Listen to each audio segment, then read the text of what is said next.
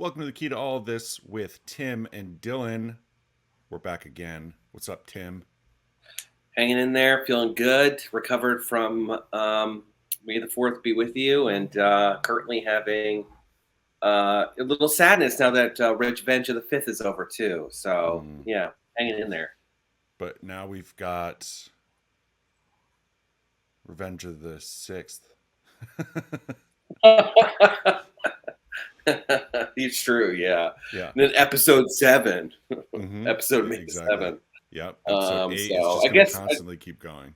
I guess every day in May is some sort of religious Star Wars holiday. How May are the you? 30th be with you. Thank you. I'm doing well. I'm totally in the Star Wars mood because I watched Tales of the Empire today. Watched all of them. And good, right? Yeah, it was very entertaining. I wish it was more about the Empire and not so much about two characters that aren't really part of the Empire, but also kind of are. But still good. I like getting extra stories. But yeah, so I watched that, and then I've been it's very researching embarrassing the for them. Sophie, You're fun. Thanks.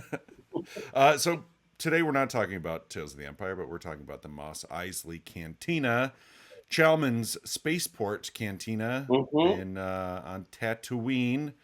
Tim, you said that you've got fun facts, and Chalmun is a Wookiee.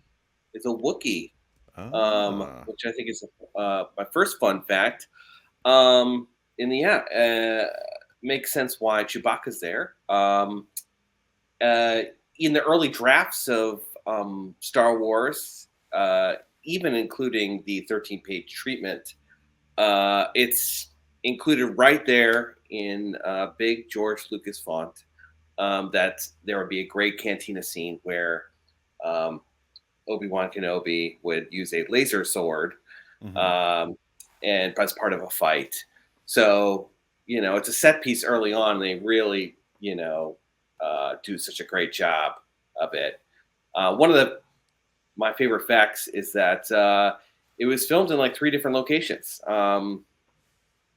Exterior in Tunisia, interior mostly in Elstree Studios in London, and then they had to reshoot a lot of interior scenes, including Greedo, because his mouth wasn't working when they initially shot the scene, and then they had a lady playing Greedo, and there's some great behind-the-scene photos of her in high heels dressed as Greedo. So not only did Greedo shoot first, Greedo's gal.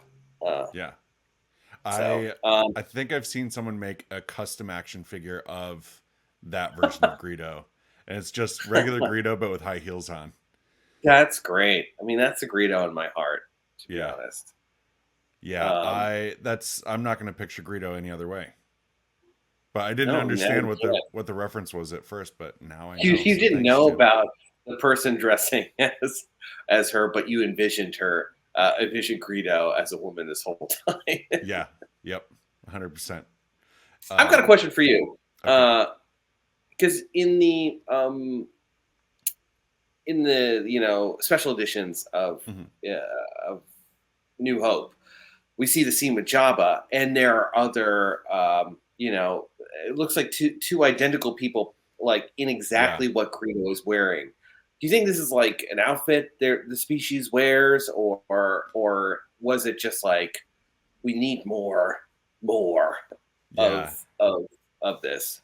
I feel like maybe it's difficult to find Rhodian outfits on Tatooine, so the one place just had like 3 left on the shelf. And they're like, it's this or nothing, and then one pair of high heels. So you guys have to fight amongst yourselves. I mean, it's funny that it's all the same thing. Also that Bosk's outfit is from like Star Trek or something. It's just an astronaut spacesuit. They only have one outfit. Trinto Duaba, by the way, who's in that scene, his face was done by Rick Baker, and that face was originally planned for Frankenstein. Which I thought was a fun fact.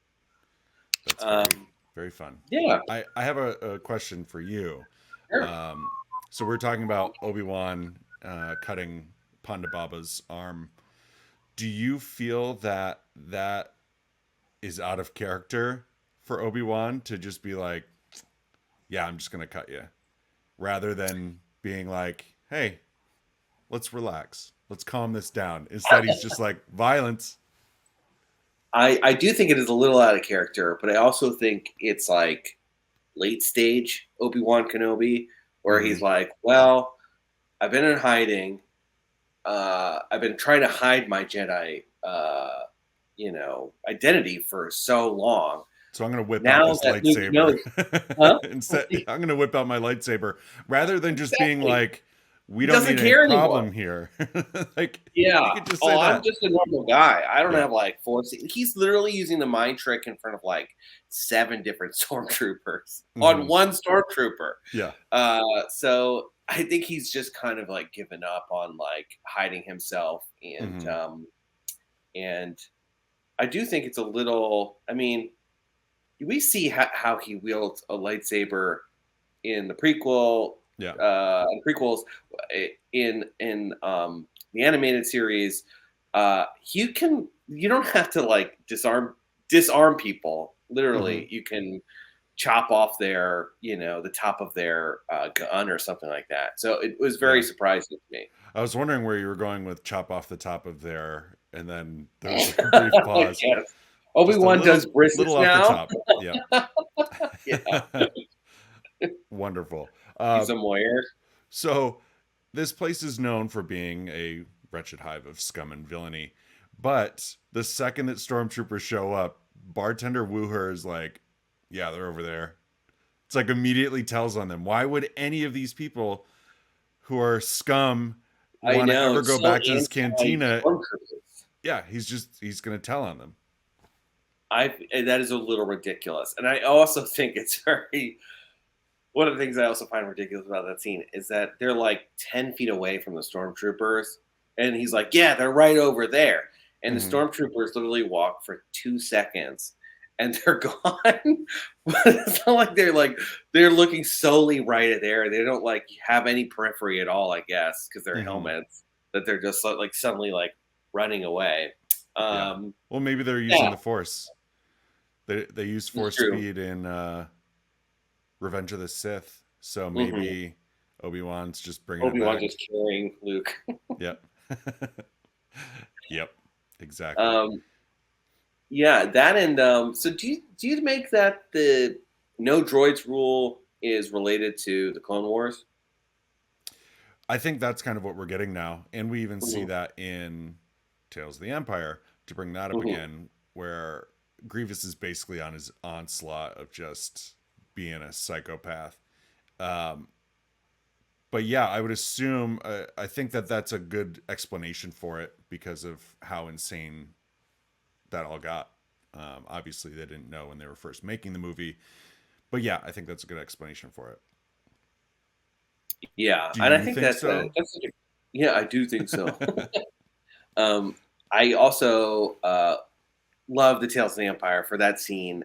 It really does show how much a loss of life happens where droids just, on the other side, it's just like there's no life on the other side. It's just all cool, mechanical death.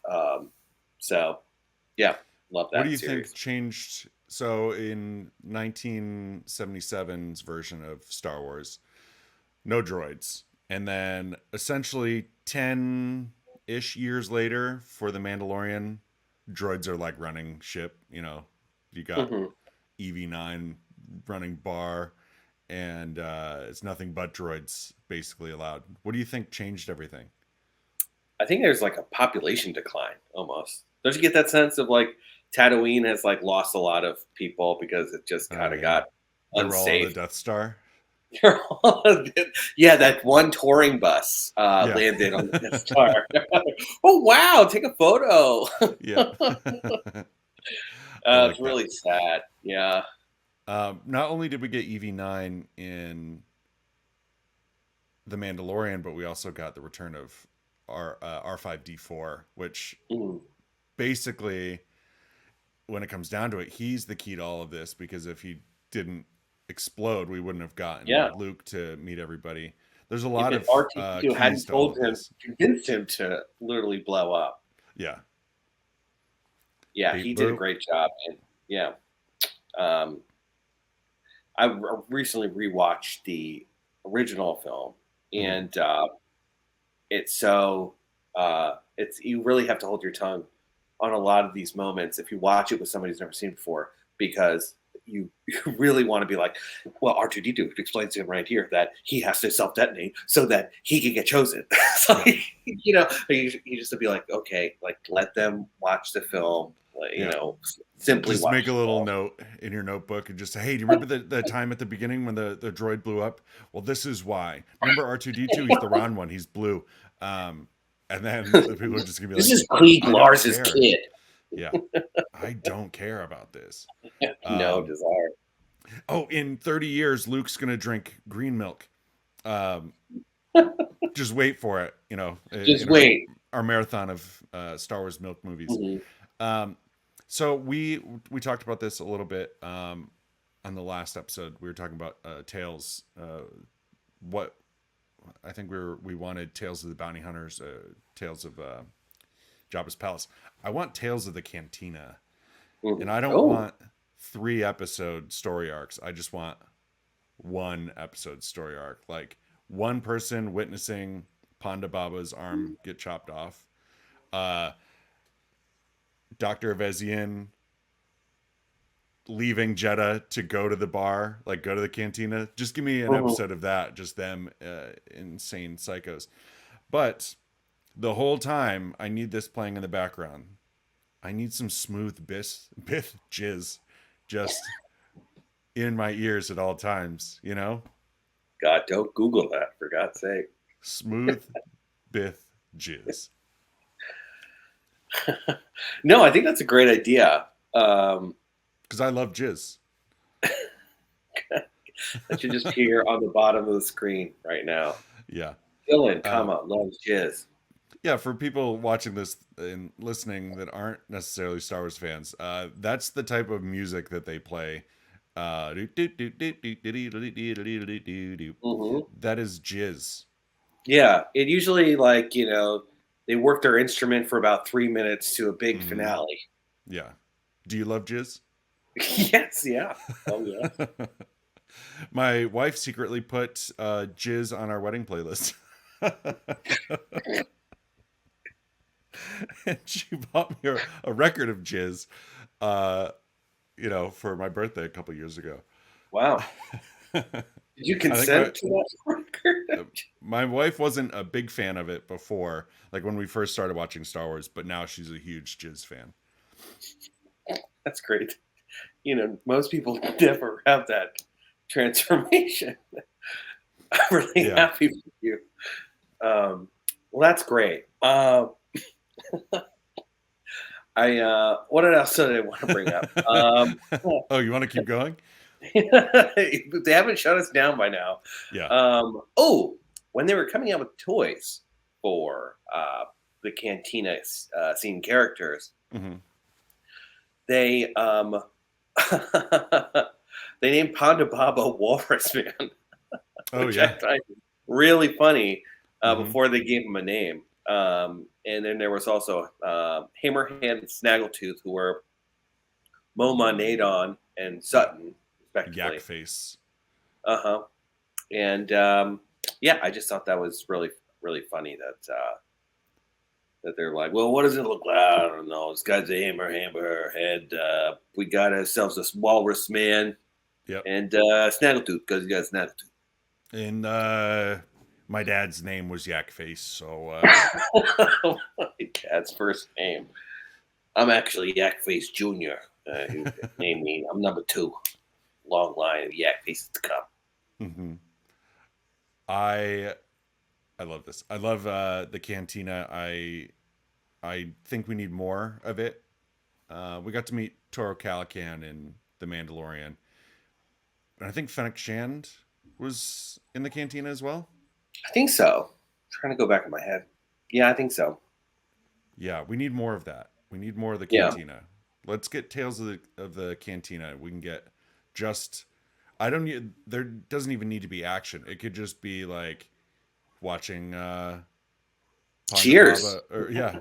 Oh, wow. Don't even start that. You got Hammerhead just stumbling home after, drinking or and that's it. It's 12 minutes of just him sluggishly walking and Oh, like yeah. wheezing through his neck holes.